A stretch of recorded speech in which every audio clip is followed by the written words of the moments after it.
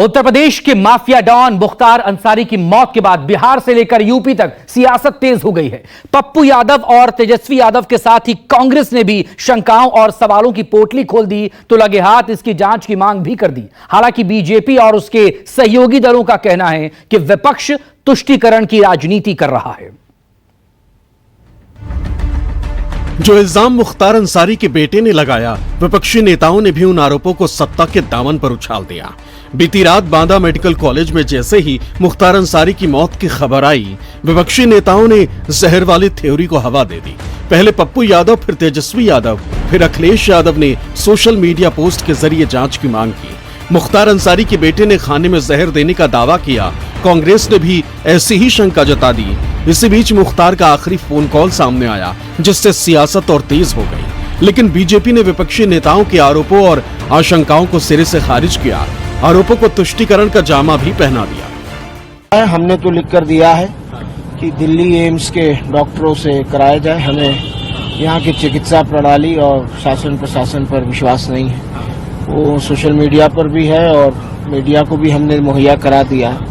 आप लोग को सब पता है कि क्यों मैं ऐसा कह रहा हूँ। और पोस्टमार्टम होगा नहीं होगा, मैं तो जुमे की नमाज पढ़ने आ गया था, अभी वहीं से पंचनामे की सारी चीजें हो गई हैं और अब डीएम साहब को फैसला करना है। देखते हैं क्या फैसला। लेकिन सुप्रीम कोर्ट में भी वो लोग गए थे, जिसमें उन्होंने इस एप्रीहेंशन का इजहार किया था उस फैमिली ने कि उनको प्रिजन में ही मार दिया जाएगा, कि कोई अंदर आएगा। और फिर सुप्रीम कोर्ट को उत्तर प्रदेश की सरकार ने ये बताया कि उनकी हिफाजत की जाएगी, उनकी जान की। और जब उनकी फैमिली कह रही है कि उनको स्लो पॉइजन दिया गया है, जिसकी वजह से उनकी मौत हुई है, और उनके बड़े भाई जो एमपी हैं वो ये कह रहे हैं कि जिस जेल से अस्पताल को लेकर गए वहां पर वो कंसर्न डॉक्टर्स नहीं थे जो पॉइजन उनको दिया गया, और उसके बाद उनको फौरन एक दिन के अंदर या 2 दिन के अंदर वापस हॉस्पिटल जेल भिजा दिया गया, जिससे उनकी मौत वाकई में हुई है। तो मैं ये चाहूंगा कि इसकी एक सही तरीके से इंडिपेंडेंट इंक्वायरी हो। देखिए, जिन्होंने संरक्षण दिया अपना राजनीतिक लाभ लेने के लिए, वो कुछ भी बयान देते रहे। मैं इतना ही कहूंगा, मेडिकल जांच हो चुकी है, न्यायिक जांच मांगेंगे तो वो भी हो जाएगी, उसमें कोई दिक्कत नहीं। सच जानने का हर किसी का है। आज अगर 25 साल के युवा को हार्ट अटैक आ जाता है, किसी को 35 साल वाले को 30 साल, ये होता है। और जो भी हुआ होगा वो सच साहब के सामने आया है। अभी तो पोस्टमार्टम हो रहा है, लेकिन जिस तरह से उनकी मृत्यु हुई है वो तो उसमें संदेह के घेरे में है, उसकी जांच होनी चाहिए। विपक्ष ऐसे ही बोलता रहता है, कोई जनता विपक्ष को गंभीरता से लेती नहीं। सर, परिवार स्लो पॉइजन का आरोप लगा रहा है कि स्लो पॉइजन दिया गया जहर।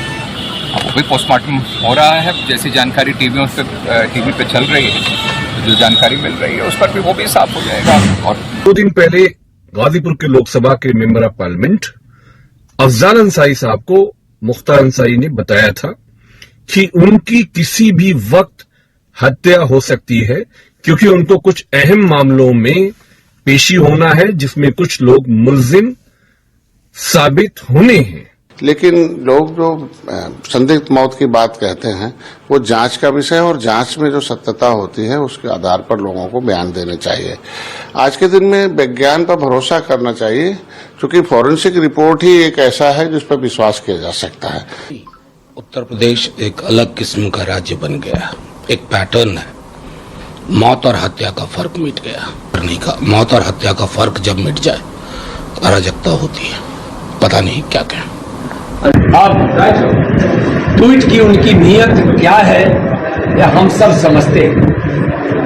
अगर किसी को ट्वीट करने का मतलब वोट है या तुष्टीकरण है। मुख्तार अंसारी एक आपराधिक प्रवृत्ति के राजनेता थे।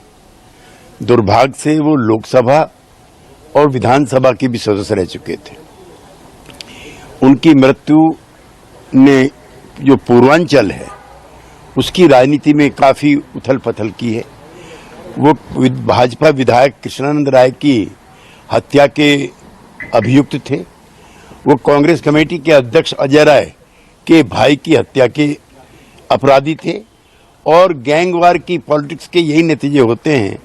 इनकी मौत कस्टडी में हुई है, जेल के कस्टडी में हुई है, और मौत के पहले इन्होंने कई बार ये सवाल उठाया कि उनको स्लो पॉइजनिंग किया जा रहा है, हॉस्पिटल में भी दाखिल थे।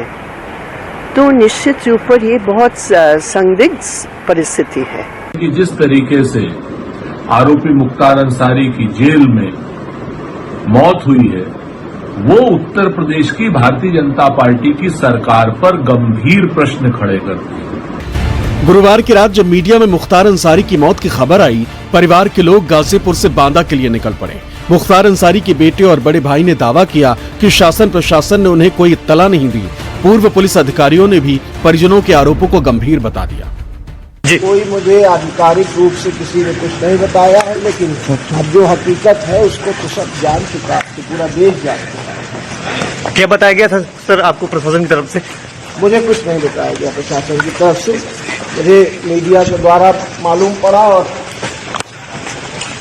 नेताओं के फोन आए और इसी माध्यम से देखा। अच्छा, 2 दिन पहले आप देखने भी आए थे और डॉक्टर ने ठीक किया था? मुझे नहीं देखने दिया। सूचना मीडिया ही के माध्यम से भाई न्यूज़ों में देखने को मिला रात।